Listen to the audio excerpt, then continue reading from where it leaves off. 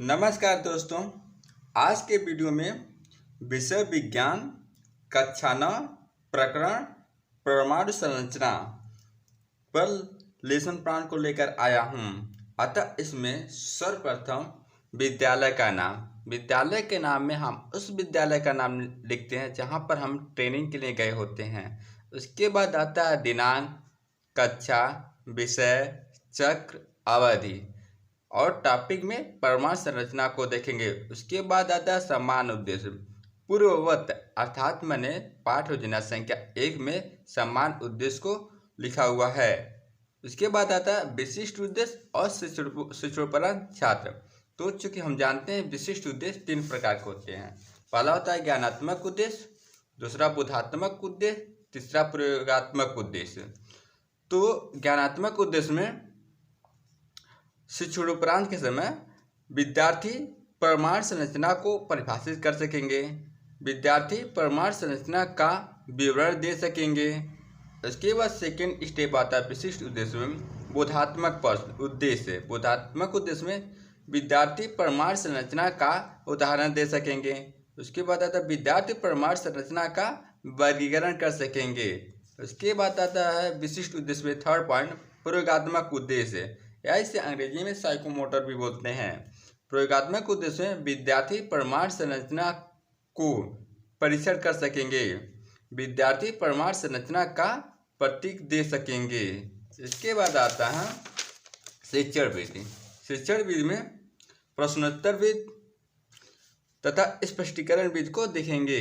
इसके बाद आता है सहायक सामग्री। सहायक सामग्री में रेखाचित्र, मॉडल तथा अन्य कक्षा उपयोगी शिक्षण सहायक सामग्री।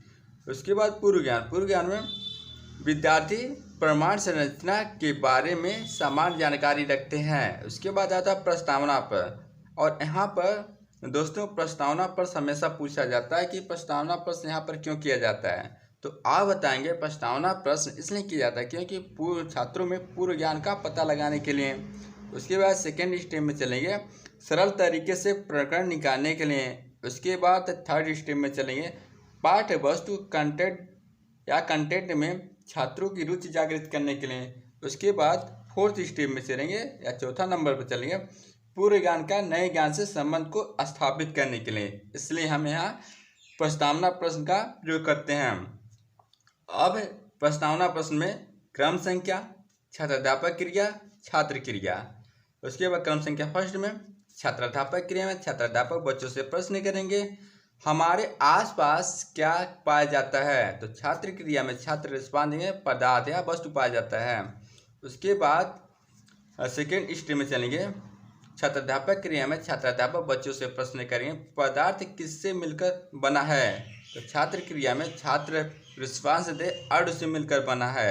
और थर्ड पॉइंट पे चलेंगे छात्राध्यापक क्रिया में छात्राध्यापक बच्चों से प्रश्न करेंगे और किससे मिलकर बना है तथा छात्र क्रिया में छात्र रिस्पॉन्स देंगे या उत्तर देंगे परमाणु से। अब फोर्थ नंबर पर परमाणु से ही प्रश्न उठाएंगे। छात्राध्यापक क्रिया में छात्राध्यापक बच्चों से प्रश्न करेंगे परमाणु के बारे में बताइए। छात्र क्रिया में छात्र मौन रहता है तथा यहाँ हमारा समस्यात्मक प्रश्न निकल आता है। अब इसके बाद आता है उद्देश्य का। उद्देश्य कथन में आज हम लोग परमाणु संरचना के बारे में विस्तृत अध्ययन करेंगे। उसके बाद आता है प्रस्तुतिकरण। प्रस्तुतिकरण में शिक्षण बिंदु, छात्राध्यापक क्रिया, छात्र क्रिया और सैंपट कार्य। उसके बाद शिक्षण बिंदु परमाणु में छात्राध्यापक क्रिया में छात्राध्यापक बच्चों से प्रश्न करेंगे परमाणु किसे कहा जाता है तथा छात्र क्रिया में छात्र ध्यान से सुनते हैं। उसके बाद स्पष्टीकरण। छात्राध्यापक क्रिया में छात्राध्यापक स्पष्टीकरण करेंगे पदार्थ छोटे छोटे कणों से मिलकर बना होता है जिन्हें अणु कहते हैं। स्वयं अणु अन्य कणों से मिलकर बना होता है। इन कणों को परमाणु कहा जाता है। अब छात्राध्यापक क्रिया में छात्राध्यापक बच्चों से प्रश्न करेंगे परमाणु किन किन कणों से मिलकर बनता है तथा छात्र क्रिया में छात्र ध्यान से सुनते हैं। उसके बाद छात्राध्यापक क्रिया में छात्राध्यापक स्पष्टीकरण करेंगे परमाणु की संरचना में 3 मूल कणों की भूमिका होती है। ये मूल कण हैं इलेक्ट्रॉन, प्रोटॉन, न्यूट्रॉन तथा इसमें श्यामपट्ट वर्ग में ए परमाणु संरचना, चूँकि हम यहाँ पे इलेक्ट्रॉन, हमारा जो आउटर मोस्ट होता है ना, यहाँ पे इलेक्ट्रॉन घूमते रहते हैं। उसके बाद नाभिक में प्रोटॉन तथा न्यूट्रॉन होते हैं, क्योंकि प्रोटॉन पे धनावेश चार्ज होता है और न्यूट्रॉन पे कोई चार्ज नहीं होता है। इसके वजह से हमारा श्यामपट्ट कार्य है। यहाँ पर पुनः छात्राध्यापक क्रिया में छात्राध्यापक बच्चों से प्रश्न करेंगे, इलेक्ट्रॉन किस प्रकार का कण होता है? तो छात्र क्रिया में छात्र रिस्पांस देंगे, मूल कण होता है। उसके बाद आता है छात्राध्यापक क्रिया में छात्राध्यापक बच्चों से प्रश्न करेंगे, इलेक्ट्रॉन पर किस प्रकार का आवेश पाया जाता है? तथा छात्र क्रिया में छात्राध्यापक की बातों को, कथनों को, शब्दों को ध्यान से सुनते हैं। उसके बाद छात्राध्यापक क्रिया में छात्राध्यापक स्पष्टीकरण करेंगे, इलेक्ट्रॉन पर ऋण आवेश पाया जाता है। इलेक्ट्रॉन नाभिक के बाहर कक्षाओं में चक्कर लगाते रहते हैं। तथा पुनः छात्राध्यापक क्रिया में छात्राध्यापक बच्चों से प्रश्न करेंगे, प्रोटॉन पर किस प्रकार का आवेश पाया जाता है? तथा छात्र क्रिया में छात्राध्यापक की बातों को, शब्दों को, वाणी को ध्यान से सुनते हैं। उसके बाद छात्राध्यापक क्रिया में छात्राध्यापक स्पष्टीकरण करेंगे, प्रोटॉन नामक मूल कण पर धनावेश होता है। इसका मान 1 + 6 × 10⁻⁻90 कूलाम होता है। इलेक्ट्रॉन और प्रोटॉन की संख्या आपस में बराबर होती है। प्रोटॉन नाभिक में पाए जाते हैं। तथा यहाँ पर श्यामपट्ट वर्ग के मूल कण इलेक्ट्रॉन, प्रोटॉन, न्यूट्रॉन तथा इलेक्ट्रॉन पर कुछ इलेक्ट्रॉन की विशेषताएं सब बता दी गई हैं। ये हमारा श्यामपट्ट कार्य रहा। अब इसके बाद आता है छात्राध्यापक क्रिया में छात्राध्यापक बच्चों से प्रश्न करेंगे, न्यूट्रॉन पर किस प्रकार का आवेश पाया जाता है? तथा छात्र क्रिया में छात्राध्यापक की बातों को, शब्दों को, वाणी को ध्यान से सुनेंगे। उसके बाद छात्राध्यापक क्रिया में छात्राध्यापक स्पष्टीकरण करेंगे, परमाणु के मूल कण न्यूट्रॉन पर कोई आवेश नहीं होता है, यह उदासीन कण होता है, ये भी नाभिक में पाए जाते हैं। इसके बाद छात्राध्यापक क्रिया में छात्राध्यापक बच्चों से प्रश्न करेंगे, नाभिक पर किस प्रकार का आवेश होता है?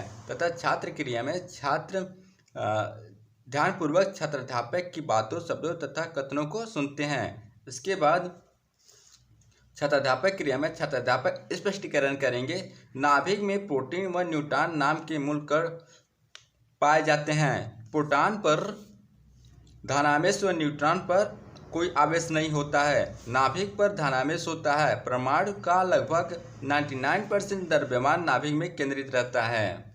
उसके बाद आता है श्यामपट्ट वर्ग। श्यामपट्ट में न्यूट्रॉन सौर का विशेषताएं बता दी गई हैं। इसके बाद आता है मूल्यांकन प्रश्न। मूल्यांकन प्रश्न में पहला, परमाणु कौन कौन से मूल कणों से मिलकर बना है? सेकंड, अणु और परमाणु में क्या अंतर है? इसके बाद श्यामपट्ट सारांश के नियम या प्रश्न में दिखेंगे।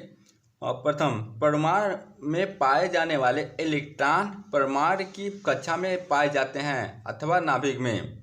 सेकंड नंबर पर क्वेश्चन करेंगे, इलेक्ट्रॉन व प्रोटॉन की संख्या में क्या संबंध होता है? उसके बाद आता है निरीक्षण कार्य। निरीक्षण कार्य में जब छात्र श्यामपट्ट कार्य कॉपी में उतार रहे होते हैं तो छात्राध्यापक कक्षा में घूम कर कॉपी का निरीक्षण करेंगे तथा छात्रों में समस्यात्मक दोषों को दूर करेंगे। उसके बाद आता है पुनरावृत्ति के प्रश्न। पुनरावृत्ति के प्रश्न में प्रथम, इलेक्ट्रॉन पर किस प्रकार का आवेश होता है? उसके बाद सेकेंड, नाभिक में पाए जाने वाले मूल कणों के नाम बताओ। उसके बाद गृह कार्य। गृह कार्य में पहला, प्रोटॉन के धनावेशित कण प्रोटॉन पर कितना आवेश होता है? सेकेंड, किस प्रकार के मूल कणों पर कोई आवेश नहीं होता है? उसके बाद होता है हस्ताक्षर छात्राध्यापक। उसके बाद होता है हस्ताक्षर पर्यवेक्षक। अगर यह वीडियो अच्छा लगा हो तो लाइक एंड शेयर जरूर कीजिएगा। Thank you and take care. जय हिंद, जय भारत, वंदे मातरम।